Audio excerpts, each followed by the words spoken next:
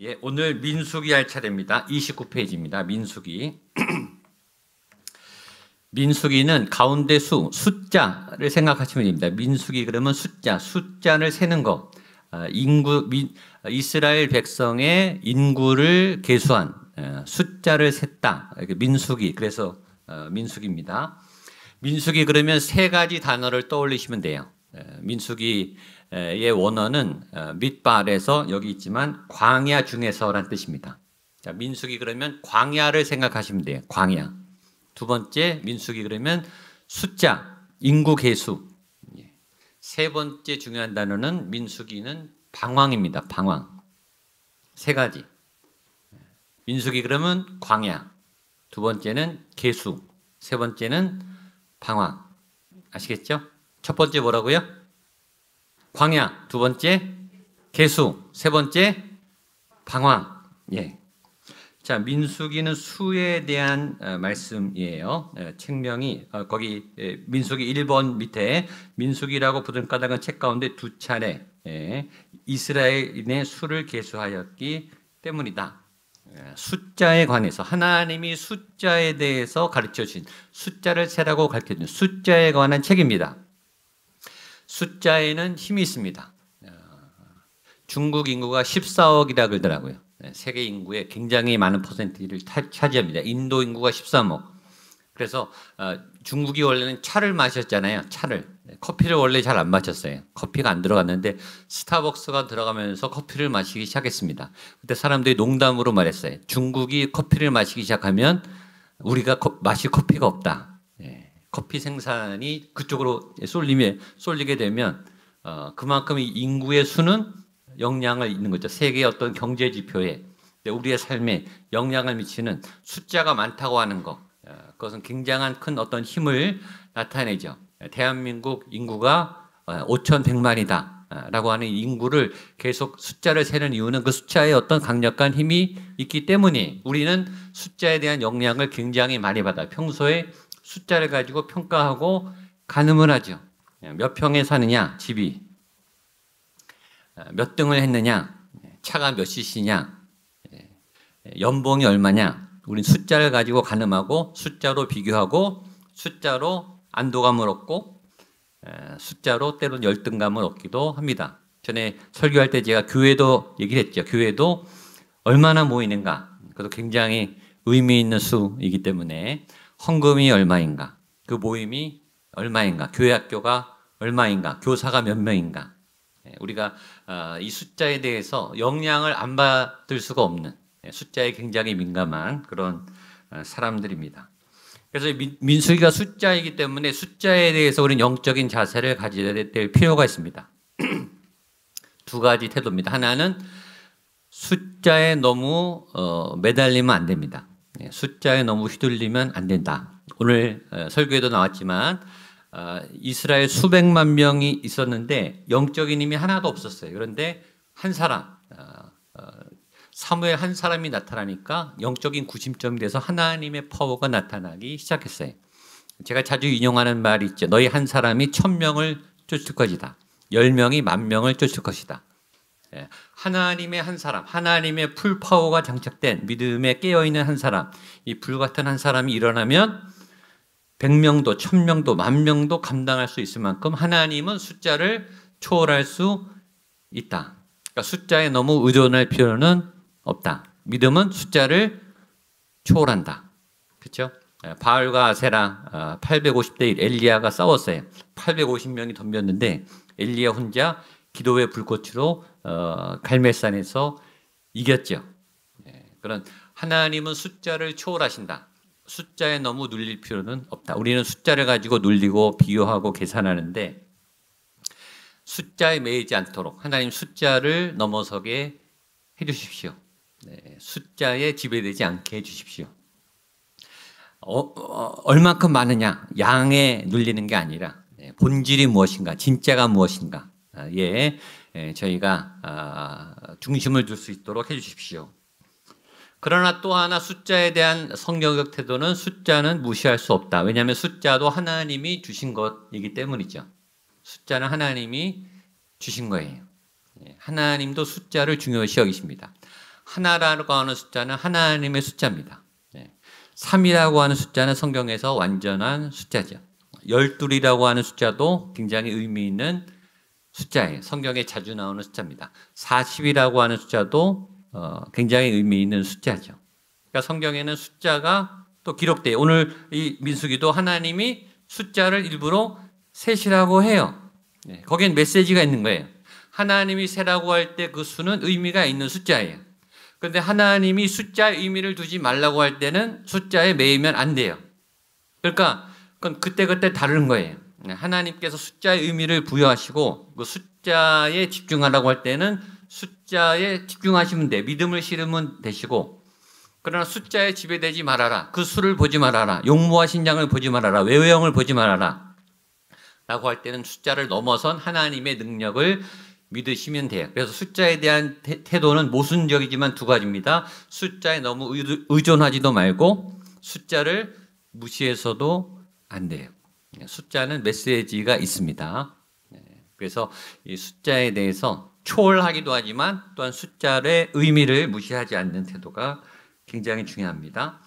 여기 나와 있지만 1번에 민수기에서 인구 계수를 두 번을 합니다. 첫 번째는 시내산 광야에서 하고 두 번째는 모압 평원에서 합니다.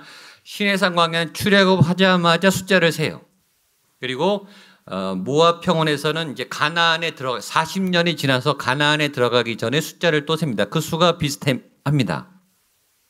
그러니까 하나님이 숫자를 세라고 하는 이유는 가나안에 들어갈 군사력에 대해서 하나님이 40년 동안 이렇게 지켜주셨기 때문에 하나님이 너희를 보호한다, 지키신다, 함께 하신다. 그 숫자를 가지고 하나님의 돌보심을 기억하라라고 하는 영적인 의미에서 숫자를 세라고 한 거예요. 그러니까 하나님이 숫자를 세라고 할 때는 수를 세고 그 의미를 가지고 믿음을 키워가시면 됩니다. 때로 하나님이 숫자를 버리라고 하면 그 수를 아낌없이 버리시게 되기를 축복합니다. 근데 우리가 버려야 될 숫자가 의외로 많아요. 현대는 굉장히 숫자에 노름이 많기 때문에 때로 버려야 되고 이겨내야 되고 극복해야 될 숫자가 많습니다. 사무엘하에 보면 다윗이 인구조사를 해요. 근데 다윗이 인구조사를 하다가 하나님한테 혼납니다. 굉장히 혼납니다. 자, 민수기에서는 하나님이 인구조사를 하라 그래서 조사를 해서 이건 영적인 의미가 있어요. 이건 복이 되는 사건이. 그러나 다윗이 인구조사를 한 이유는 자기 군사력을 보고 내가 이만큼 강하다. 하나님이 시키지 않았는데 나는 이만큼 강대한 국가를 갖고 있다. 이만큼 군사력이 있다라고 자기 교만에 빠지기 위해서 자기 인구를 계수합니다. 그때 하나님으로부터 심각한 징계를 받아요. 그러니까 똑같은 사건, 똑같은 인구조사를 하지만 어떤 사건은 영적이고 어떤 사건은 죄를 짓는 사건이 돼요. 그러니까 수를 셌냐 안 셌느냐가 중요한 게 아니라 그 숫자에 대한 동기가 하나님이 주신 것이냐 아닌 것이냐. 여러분들이 등수를 매기고 숫자에 대해서 평가를 할 때 그러니까 기도를 하셔야 돼요. 이 숫자가 하나님 영적으로 의미가 있는 숫자입니까? 내가 이것을 계수하는 게 옳습니까? 아니면 이 숫자를 버리는 게 맞습니까? 이 숫자를 초월하는 게 맞습니까? 영적인 수에는 민감하시고 버려야 될 세속적인 수를 초월하시는 저와 여러분 될 수 있기를 축복합니다. 자, 민수기의 주제는 또 하나님과 함께 야영하면서 그러나 방황이 있어요. 방황 속에서 광야이기 때문에 길이 없어서 방황을 합니다. 근데 그 광야 40년 길이 불순종으로 시작된 길이기 때문에 방황이 있습니다. 방황도 우리의 인생의 굉장히 주제예요. 길을 못 찾은 게 방황입니다. 근데 성실하게 방황하는 분이 있어요. 열심으로 방황하는 분이 있어요. 무슨 말이냐면 열심히 사시는데 계속 헤매시는 분. 열심히 사는데 뭔가를 이루시긴 하는데 만족함이 없는 분. 뭔가를 열심히 해내시고 정말 죽도록 열심히 사시는데 계속 헤매시는 분. 열심히 방황하는 분. 길을 찾으면 빨리 갈 길을 11일이면 갈 길이에요. 2주면 갈 길이에요. 원래 이 애굽에서 가나안까지는 40년을 방황하잖아요. 하나님을 믿으면 빨리 갈 수 있는 길을 하나님을 떠나면 몇십 년이 걸릴 수도 있습니다. 이게 방황이죠. 이게 민수기가 주는 굉장히 중요한 메시지입니다. 여기 책에는 없는데 민수기에 대한 오해가 한 가지가 있습니다. 그것은 레위기와 맞먹는 따분한 책이다. 숫자가 많이 나오거든요. 레위기는 제사가 많이 나와서 저희가 그냥 빨리 넘어갔는데 레위기는 굉장히 중요한 책입니다. 예배에 관한 책인데 그냥 빨리 넘어갔어요. 자, 민수기도 숫자가 많이 나와서 레위기와 쌍벽을 이루는 굉장히 성경 읽기에 시험이 주는 고난도의 책이에요. 그러나 민수기 안에는 굉장히 중요한 광야에서라고 하는 영적 메시지가 있습니다. 숫자의 책인가 광야의 책인가? 숫자의 책이면서 광야의 책입니다. 민수기는 실패의 책인가 승리의 책인가? 실패와 승리가 같이 있습니다. 실패를 겪어 나가면서 승리의 길로 나아가요. 우리 인생하고 비슷하죠? 실패를 경험하고 때로 하나님을 의심하고 배반하면서 하나님께로 나아가면서 승리의 길로 점점 나아갑니다. 가나안 길로 나아갑니다. 우리가 헤매는 것처럼 보이지만 실수도 많이 한 것처럼 보이지만 불신앙의 길을 걸어가는 것처럼 보이지만 그러나 우리의 믿음은 자라나고 있다. 여러분들이 지금 하나님께 점점 가까이 나아가고 있다. 오전에 말했지만 사무엘의 그 20년은 무명의 20년입니다. 아무도 모르는 성경의 기록에도 없는 20년이지만 결코 헛된 20년이 아닙니다. 그 20년의 끝자락에 사무엘이 드디어 등장을 하고 활약을 하듯이 여러분들의 지금 다른 사람들에게 보이지 않는 이 훈련의 기간이 어느 날 빛을 발하고 반석에서 하나님께서 빛나는 하나님의 도구로 쓰시게 되는 과정인 것을 믿게 되시기를 바랍니다. 자, 시간과 장소 나왔죠? BC 1490년에서 1451년까지. 그래서 거기 내용이 있습니다. 이스라엘 백성이 시내 광야로부터 출발해서 모압 평원에 도달하는 과정. 모압 평원은 가나안 땅의 큰 입구이고 건너편은 바로 여리고 성이다. 이제 목적지까지 다 온 겁니다. 자, 레위기와 민수기의 비교를 하겠습니다. 레위기는 구속받은 자들의 경배와 생활을 강조합니다. 예배에 관한 책입니다. 레위기. 민수기는 구속받은 자들의 여정과 싸움을 강조한 광야에서 출애굽해서 광야에서 가나안으로 가는 여정. 그러니까 가나안에 바로 도착하는가? 예수 믿자마자 바로 성령 충만하고 능력이 나타나는가? 아니에요. 과정이 있어요. 훈련의 과정이 있어요. 그 훈련의 과정이 광야, 이 민수기의 40년의 과정입니다. 교회 생활, 이 땅에서의 우리의 영적 여정은 광야의 생활과 같아요. 가나안은 천국을 의미하거든요. 이 땅에서의 삶이 민수기와 비슷하기 때문에 민수기가 우리에게 굉장히 도움이 돼요. 가도 광야예요. 이뤄도 광야예요. 끝이 없는 광야. 길이 안 보이는 광야. 이번 주도 또 광야죠. 5월 달은 또 새로운 광야입니다. 하루하루 우리는 예측할 수 없는 새로운 땅, 새로운 인생을 살아갑니다. 그때 하나님의 구름기둥과 불기둥이 인도하세요. 그 길을 따라가면 방황을 멈추게 됩니다. 여기에 관심 포인트, 이번에 나시린이 있습니다. 나시린, 거기 보면 일정 기간의 평신도 사역자 이렇게 되어 있습니다. 원래 성전을 섬기는 지파가 따로 있습니다. 12지파 중에 무슨 지파죠? 레위 지파입니다. 그러니까 교역자예요. 교역자. 이 레위 지파는 혈통으로 이어집니다. 그러니까 내가 원하지 않아도 교역자 집안에서 태어나면 교역자가 되는 거예요. 당시 레위인들, 레위 지파 사람들은 본인이 원하지 않아도 레위 지파로 태어나면 성전 봉사를 하고 제사장이 되는 겁니다. 그렇게 레위 지파 사람이 있었는데 다른 11지파 중에서 나도 하나님 앞에 헌신하고 싶다. 그런 사람이 있을 수 있죠. 왜 레위 지파만 예배하느냐? 나도 하나님 앞에 헌신하고 싶다. 나도 일생을 하나님 앞에 헌신한 삶으로 드리고 싶다라고 할 때 할 수 있는 제도가 나시린 제도입니다. 레위 지파를 제외한 다른 11지파 중에서 일생을 하나님 앞에 드리고 하나님의 사람으로 살기로 서원하고 그렇게 살아가는 사람을 나시린이라고 해요. 그러니까 우리가 사실은 다 나시린이에요. 우리가 이스라엘 사람도 유태인도 아니고 우리가 레위 지파도 아닌데 그러나 하나님 앞에 헌신한 우리 모든 청지기들 또 하나님의 사람들을 다 나시린에 속합니다.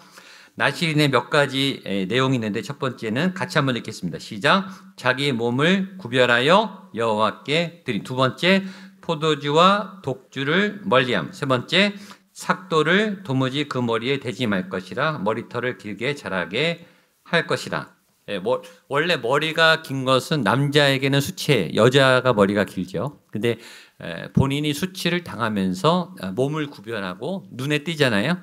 그래서 자신의 몸을 정결하게 하면서 하나님께 드린다라는 의미로 머리를 자르지 않았다고 합니다. 네 번째, 시작. 시체를 가까이 하지 말 것. 나시린에 대한 규정이 있어요. 이 네 가지를 평생 지키면서 어느 일정 기간, 내가 어느 기간 동안에만 하나님의 사람으로 사역하겠다. 내가 예배 봉사자로 사역하겠다. 내가 하나님의 일을 전폭적으로 하고 싶다라고 할 때 나시린의 서약을 하고 이 네 가지 규칙을 지키면서 하나님 앞에 헌신할 수 있는 제도들입니다. 자, 그리스도에 대한 예표들, 여기 나시린, 여호수아, 반석, 아론의 쌍난 지팡이, 멍에 매지 않은 암송아지, 노뱀, 도피성. 자, 넘어가겠습니다. 신명기의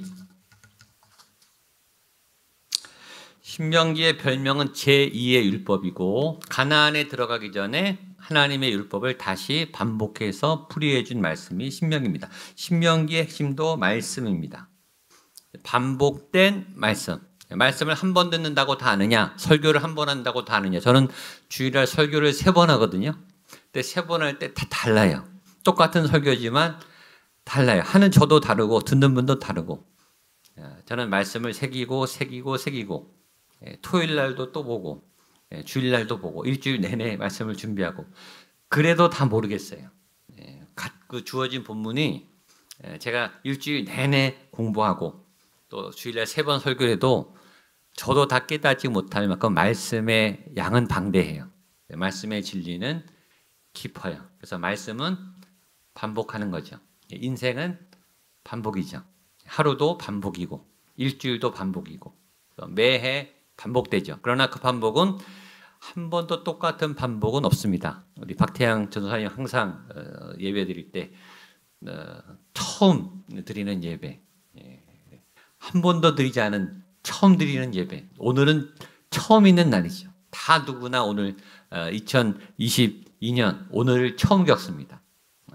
반복이지만 다른 반복이. 그러나 반복을 통해서 우리는 익숙해지고 또 몸에 배어지고 또 반복을 통해 새로워지죠. 자, 시간과 장소. 장소는 무합평원입니다. 핵심 단어는 하나님을 사랑하는 거예요. 하나님에 대한 사랑. 하나님에 대한 사랑은 어떻게 하는가? 자기를 부인하고 자기의 죄악을 인정하고 하나님을 존중하고 하나님을 인정할 때. 하나님을 어떻게 인정하는가? 나의 죄성을 인정할 때, 나의 아픔을 인정할 때, 나의 무지함을 인정할 때, 그때 하나님이 하나님 되세요. 그러니까 옛 생활을 버리고 새 사람을 입고 이전 것은 지나가고 새 사람이 입듯이 하나님을 닮으려면 우리가 내 안의 것들을 지우고 버려야 되죠. 버리려면 인정부터 해야 돼요. 내가 죄인이구나. 나는 무지하구나. 내가 하나님이 필요하구나. 그런 사람이 교회 오죠. 저녁 예배가 필요하구나. 말씀 공부가 필요하구나. 기도가 필요하구나. 라고 느낀 사람이 기도를 하게 되죠. 남자가 사랑할 때라는 영화가 있습니다. 맥 라이언 주연한 이 영화인데 이 영화에는 맥 라이언 이 여자 주인공이 알코올 중독입니다. 알코올 중독이에요. 근데 이 알코올 중독인 이 여자가 상담을 받으면서 치료를 받습니다. 근데 이 알코올 중독인 여자가 막 술 주정을 하고 막 술을 먹고 난리를 치고 사고를 치고 막 다니면 이 남편이 그렇게 좋은 남편이 이 아내의 술 주정을 다 받아주고 또 아내가 막 토하고 뭐 엎질르고 막 뭘 물건을 부수면은 다 뒤처리를 다 해줍니다.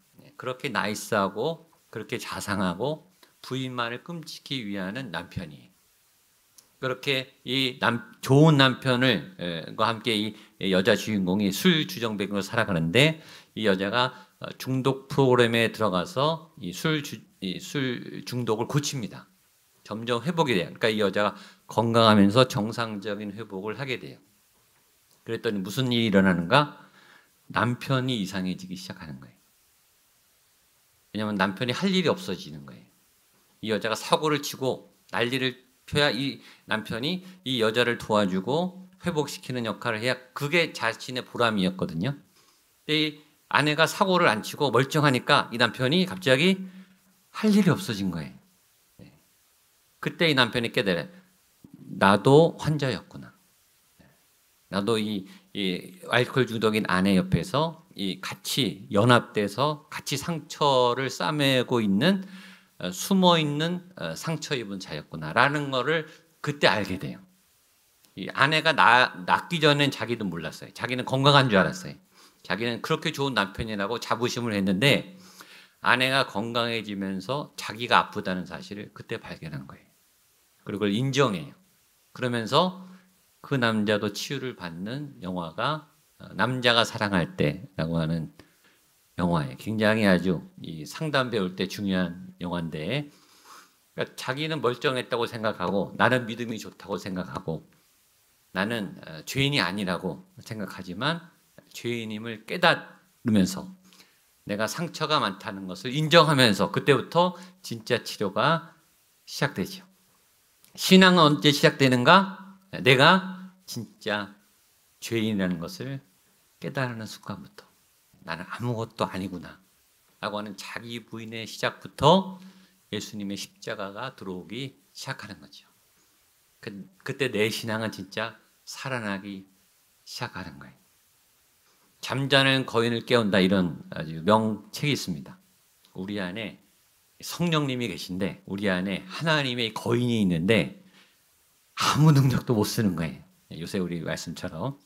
근데 그 거인을 깨우자는 거예요. 어떻게 깨우는가?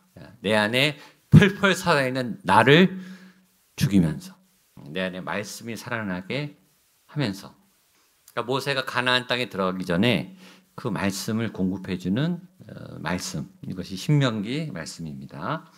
2번 그분의 계명들, 또 그분의 축복을 받음.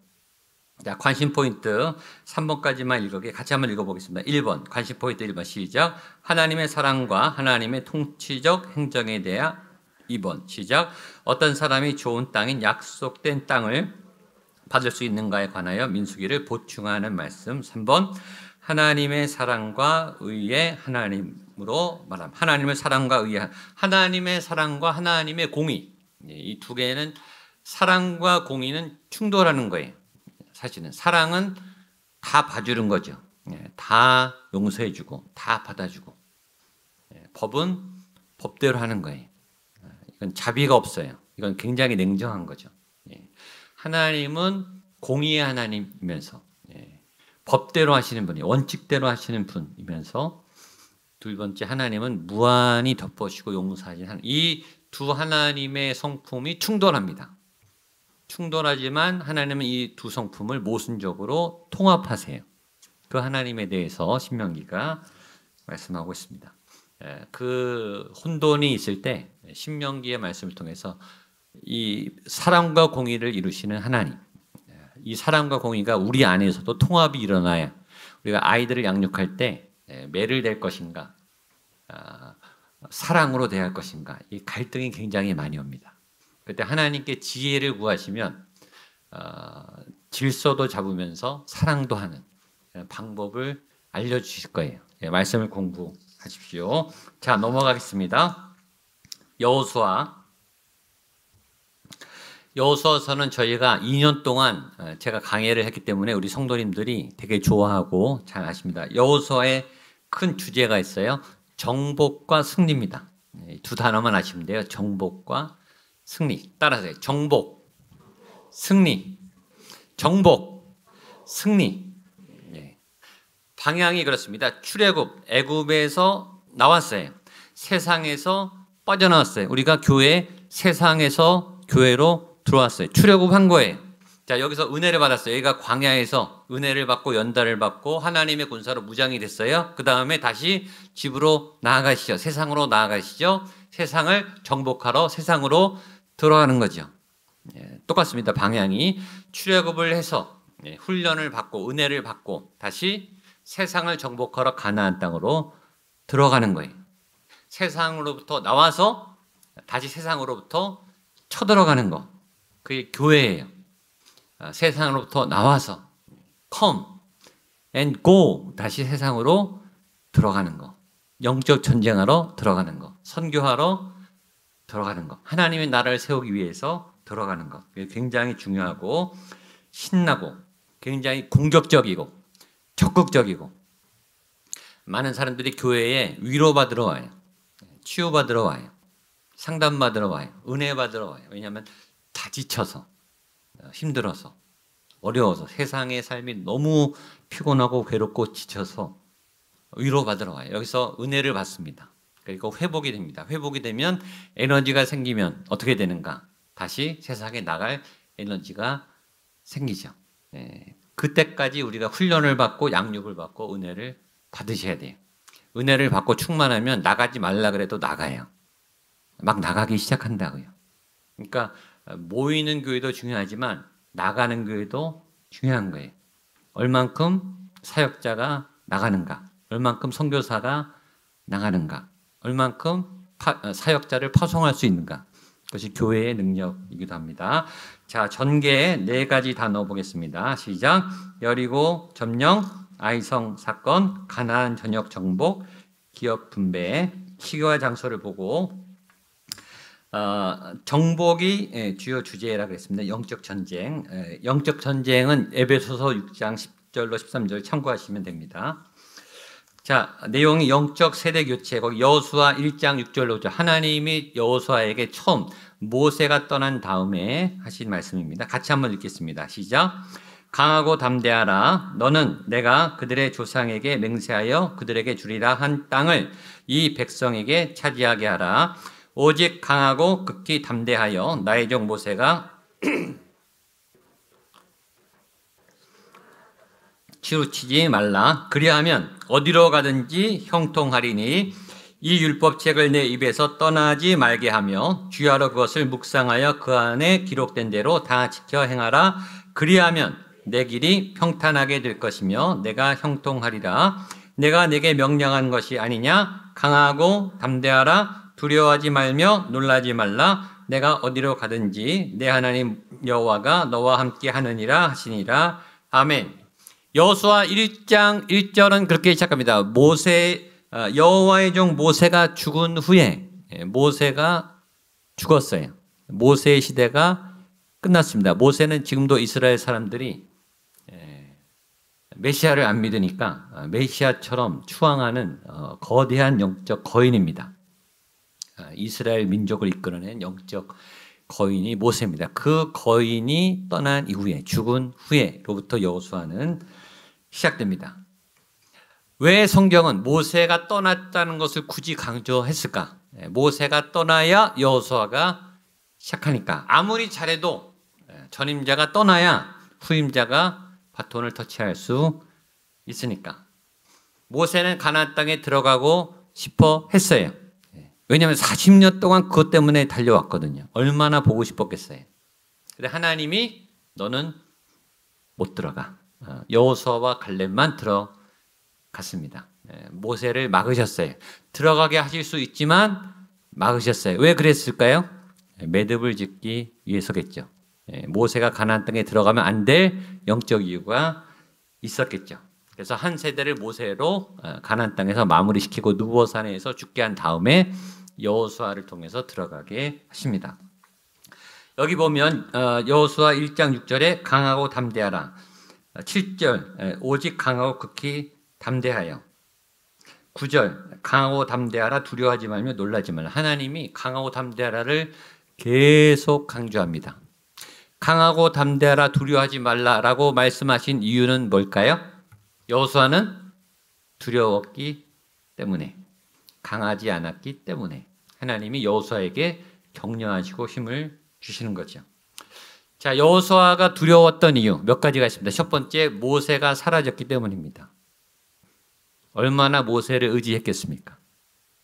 자기 옆에 큰 거인이, 여호수아가 모세를 거의 40년 넘게 따라다녔습니다. 모세가 정말 신과 같이 홍해를 가르고 반석에서 샘을 내고 구름기둥과 불기둥, 성막을 짓는 걸 다 봤어요. 시대가 아니라 전 세대 이만한 영적 거인을 만나는 것은 전무후무한 역사예요. 그 거인 옆에서 그 거인이 하는 모든 하나님의 역사를 다 봤습니다. 얼마나 심리적으로 의지가 됐을까요?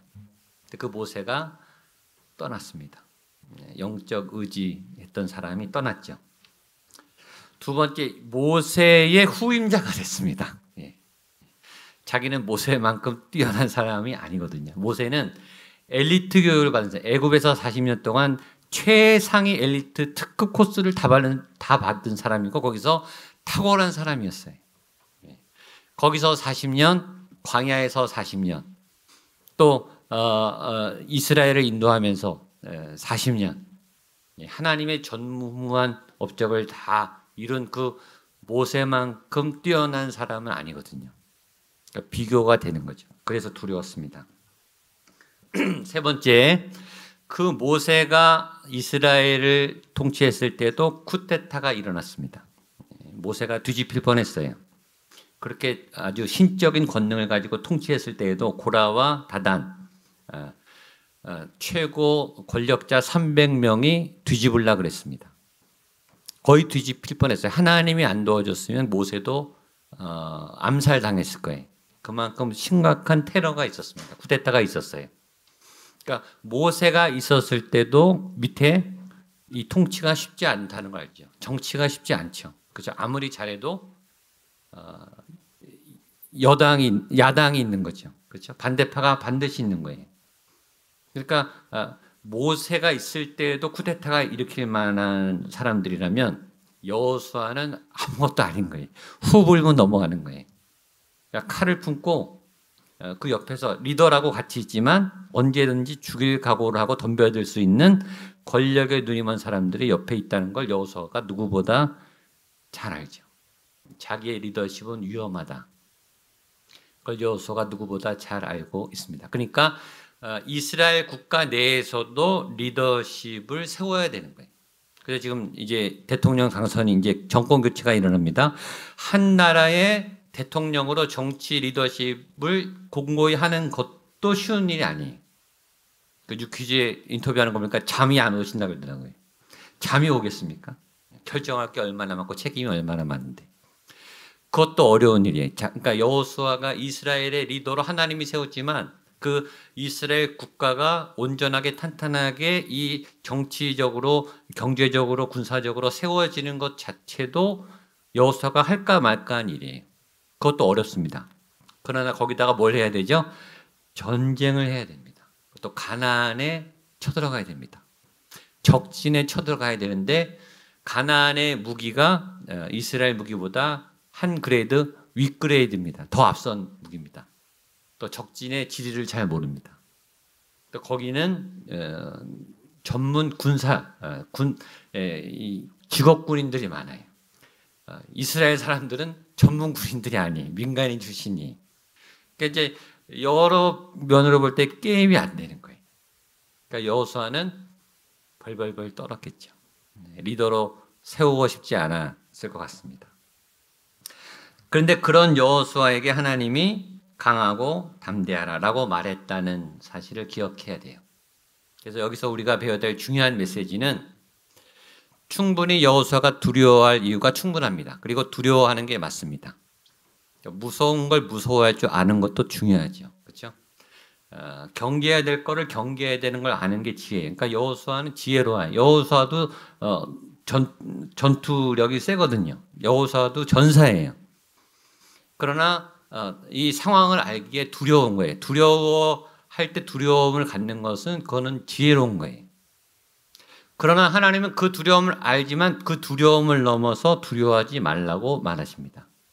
그러니까 우리의 인생도 두려운데 두렵지 않아야 되는 거예요. 충분히 두려움을 느끼지만 이번 한 주간 어떻게 살아가나 두렵죠. 어떤 사고가, 어떤 질병이, 어떤 재앙이, 어떤 방해가 있을지 아무도 모르고 그것을 여러분들이 이겨낼지 아무도 모릅니다. 어떤 병이 갑자기 나올지. 교회에 있으니까 수시로 제 방에 환자들이 와요. 갑자기 발병이 돼서 와요. 갑자기 아프다고 와요. 깜짝깜짝 놀랍니다. 저도. 갑자기 막 생깁니다. 그걸 어떻게 알겠습니까? 충분히 두려운 세상입니다. 그걸 하나님도 아세요. 여호수아야 내가 두려워하는 거 내가 아는데 그러나 여호수아야 두려워하지 말아라. 그렇게 말씀하시는 거예요. 뭣도 모르고 그냥 두려워하지 마. 괜찮아. 그런 위로가 아니에요. 하나님은 네가 충분히 두렵다는 걸 내가 다 알아. 그런데 여호수아야 두려워하지 마. 그래서 모순이지만 두려운데 두렵지 않은 거. 그게 믿음이.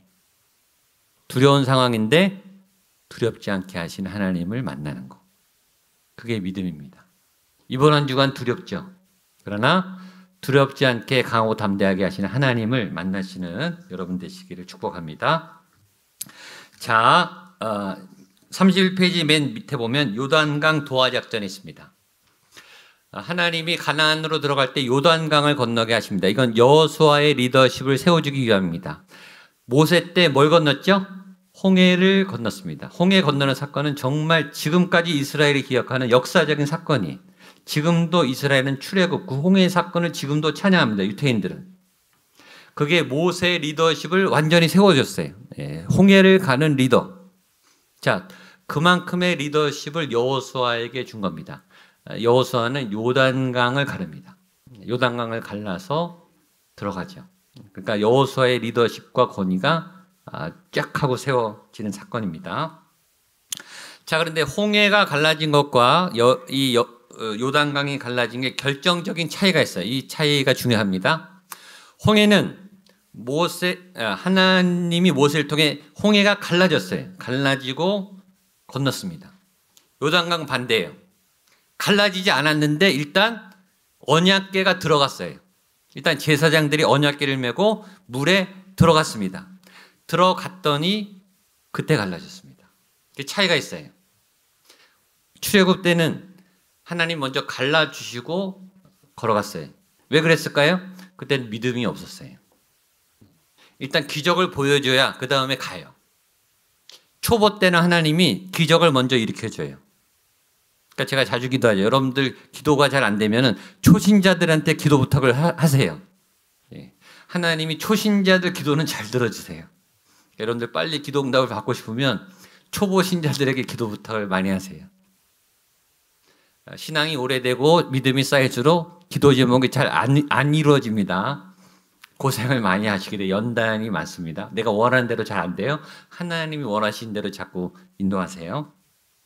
자, 40년 동안 훈련했어요. 그 다음에는 물이 안 갈라졌는데 들어가니까 물이 갈라집니다. 여러분에게는 홍해가 갈라질까요? 요단강이 갈라질 가능성이 많을까요? 네. 요단강이 많습니다. 네. 일단 안 보여요. 안 나타나요. 그런데 들어가면 갈라져요. 안 믿어져요. 증거가 없어요. 이 눈에 아무 증거 아니 보이고 이 이 귀에 아무 소리 아니 들려도 걸어가세요. 믿음으로 가면 열려요. 그게 교회가 해야 될 일이에요. 우리는 홍해보다 요단강일 가능성이 많다. 그렇게 알고 믿음의 요단강을 가르게 되시기를 축복합니다. 자, 아이성 넘기시면 여리고를 점령했고요. 여리고를 점령하고 아이성에서 넘어지죠. 실패하죠. 불수종했기 때문입니다. 여호수아가 다 파죽지세로 5년 동안 싸워서 다 정복하는데 딱 2번 실패합니다. 아이성에서 한번 넘어지고 그다음에 기브온 거민이 거짓말하고 찾아왔을 때 맞아줍니다. 다른 나라 거민인 줄 알고 맞아준 2번의 실패를 빼놓고는 다 이깁니다. 근데 이 2번의 실패를 왜 졌는가? 하나님 앞에 기도하지 않고 결정했어요. 딱 2번만. 나머지는 항상 기도하고 움직였어요. 기도하고 싸우고 기도하고 나가고 나갈까요? 허락받고 나가고 하나님께 허락받는 족족 다 이겼어요. 그런데 딱 2번 너무 승리에 도취해서 너무 기뻐서 기도하지 않고 결정했을 딱 2번만 꼬꾸라졌습니다. 2번의 실패. 그리고 좋은 땅을 나눠 줬습니다. 그다음에 갈렙의 기도, 그 갈렙 85살 된 갈렙의 기도가 여호수아 14장에 나오고요. 갈렙의 기도는 헤브론을 품었는데 45년 동안 기억한 기도. 여러분 가족을 위해서 오래 기도하시죠.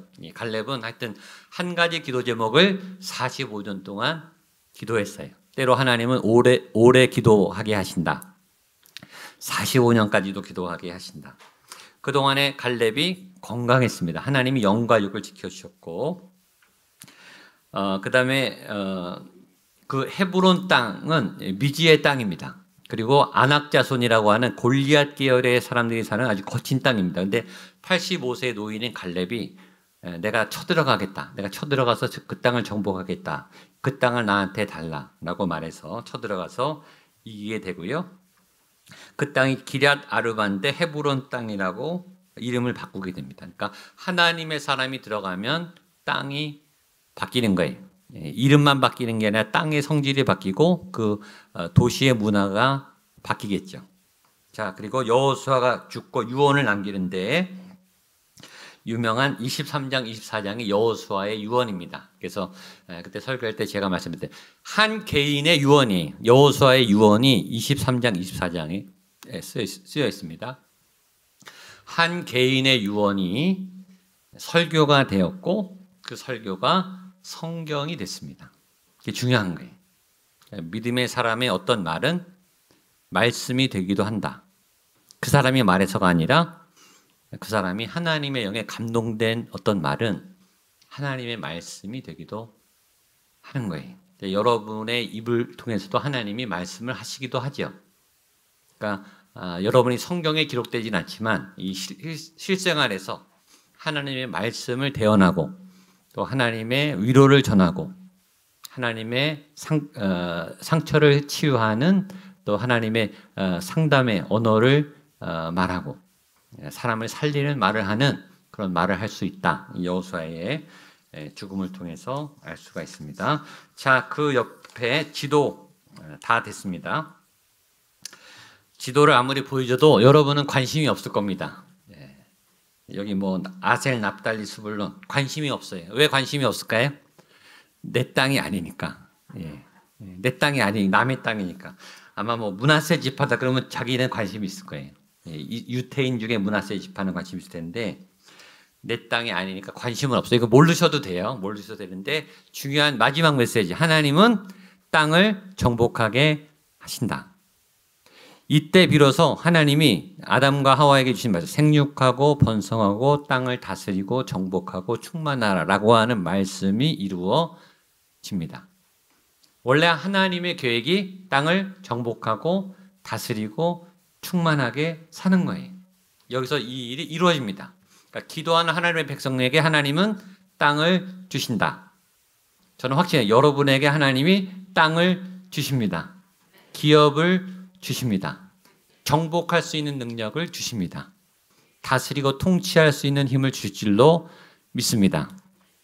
저희 교회에 공간을 주실 줄로 믿습니다. 좋은 주차장을 주실 줄로 믿습니다.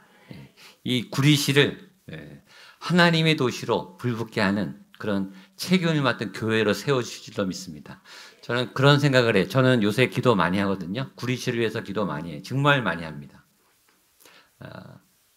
한 교회가 얼마나 무섭게 기도하는가를 한번 보여줬으면 좋겠어요. 한 사람이 무엇을 위해서 정말 무섭게 기도하면 옆에서 보기 무서울 정도로 어떤 분은요 청소년 사역을 위해서 무섭게 기도하는 분이 있어요. 그럼 뭔가 이 하나님의 때에 이루어지실 것 같아요. 어떤 분들은 노인 사역을 위해서 막 불붙게 기도하는 분이 있어요. 어떤 분들은 가족 구원을 위해서 정말 무섭게 기도하는 분이 있어요. 우리가 보기도 무섭게 기도하는데 하나님이 그 기도를 왜 안 들어주시겠습니까? 저는 저희 교회가 이 구리시를 위해서 무섭게 기도했으면 좋겠어요. 저 교회는 진짜 기도하는구나. 저 교회의 기도가 땅을 바꾸겠구나. 이 문화를 바꾸겠구나. 저 가족의 기도가 어떤 도시를 바꾸겠구나. 어떤 회사를 바꾸겠구나. 라고 하는 여러분 기도할 때 정말 무섭게 기도하게 되기를 바랍니다. 하나님은 땅을 주십니다. 정복할 힘을 주십니다. 다스릴 수 있는 힘을 주십니다. 아멘. 예, 그런 믿음으로 여호수아서를 마치겠습니다. 다 같이 일어나서 우리 세상의 유혹 시험이 주를 찬양 손을 들고 찬양 같이 찬양하겠습니다.